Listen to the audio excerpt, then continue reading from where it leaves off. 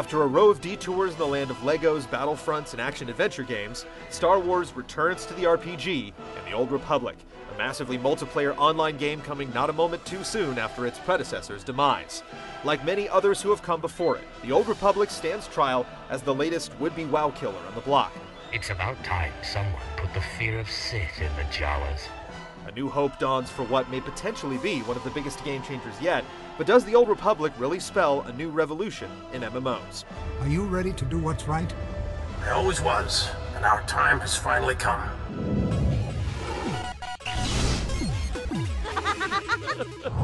Satele, what's wrong? I sense a great darkness. Layering upon a rich foundation of lore hewn from past games, as well as an inexhaustible supply of extended universe material, the Old Republic presents not one, but multiple stories to pursue on your voyage to the level 50 cap, all beginning with your choice of class. There are 4 general archetypes in all, branching out to 8 across both the Republic and Imperial sides, and still more when advanced class delineations come into play. Each opposing class is ultimately a mirror image of the rival faction's version, but the significant difference here is what you'll experience along the way. Each of you has seen things no mind is meant to endure. As it turns out, one of the Old Republic's biggest design points has curiously little to do with feeling part of a massively multiplayer online world. Instead, the focus is on your individually tailored journey determined by your class. By contrast to the starting quest lines present in the first fleeting hours of other MMOs, the Old Republic's ambitious story arcs are absolutely enormous in scope, lasting the entire duration of your character's leveling career. Fully voiced and animated conversations lacquer the experience with an active tone that demands attention. If I'm so special, shouldn't the leader of the Jedi train me? While the ability for players to make choices that ultimately shape factors like quest outcomes and character morality flirt with the elusive notion of consequence in an MMO world. After being spoiled by such well-produced cutscenes and voiceovers, the drab text box that's become the MMO norm is suddenly an unwelcome sight. Bring them back, and you could save millions of people from a life of pain and early death.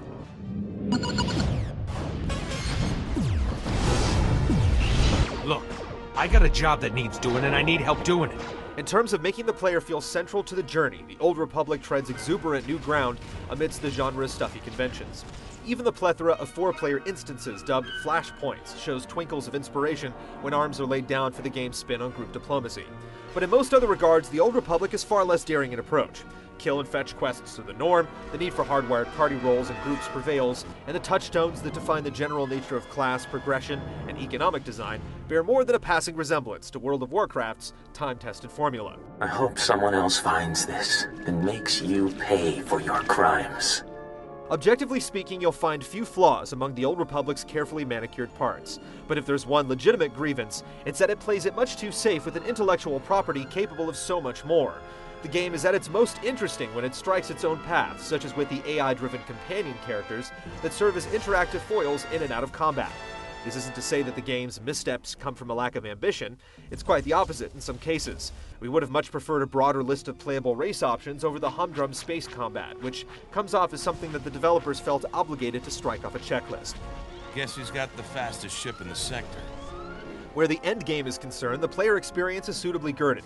The team-based PvP war zones remain fun, fast-paced diversions all the way to the end, with the strange rugby-inspired Huttball standing out as the clear winner of the lot. Level-capped champions can grind out points for gear and vehicles, while players still on the treadmill can find the means to compete with passively scaled stats. On the PvE side, flashpoints give way to the comparatively larger operations, perilous dungeons designed for raid-sized groups, featuring fabulous rewards, and the hardest encounters in the game. Presently, there are only 2 of these available, but future content patches promise to bolster the count, as well as that of war zones and flashpoints down the line.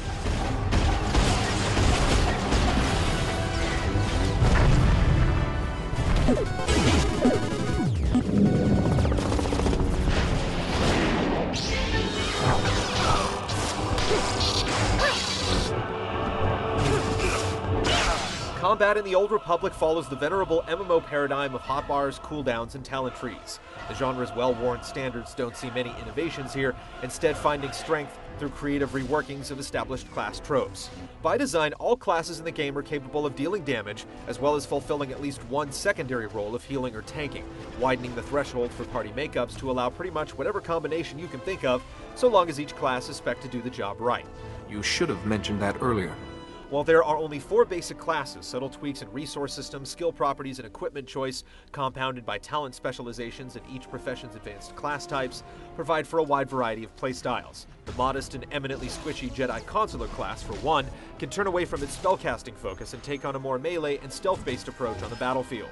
Likewise, classes that you may think would only exclusively deal damage can turn out some pretty impressive support play in a pinch. I've never fought anyone I couldn't beat. For the most part, the Old Republic's sci-fi tinged take on the genre works well, though we wouldn't be surprised to see some things change in the distant future. The smuggler's rolling cover mechanic is novel but gimmicky at best, characters cannot presently switch between their advanced classes, and some minor responsiveness issues turn up when queuing up certain skills, resulting in a clunky and unpleasant feel. I'm sorry, I failed.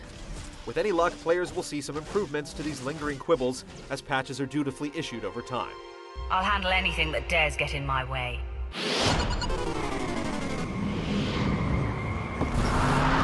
We have returned. Falling somewhere in between the fantastic reality of the films and the cartoon whimsy of the animated television series, The Old Republic presents a sharp, stylized silhouette that pulls double duty as a resource-light game with plenty of hardware scalability.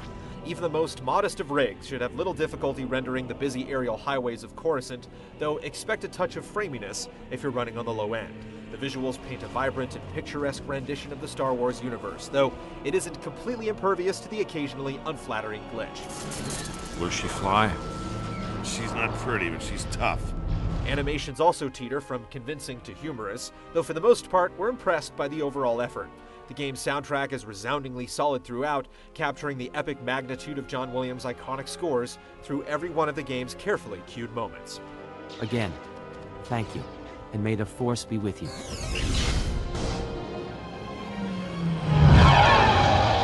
Our time has come.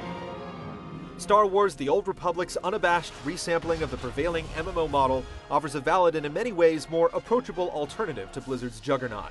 Then you possess all that remains of the Dark Lord. It's a great starting point for those curious about the genre, as well as a refreshing change of pace for seasoned MMO veterans. Blizzard can hang on to its coffers of gold for the time being, but as of now, Azeroth is no longer alone in the universe.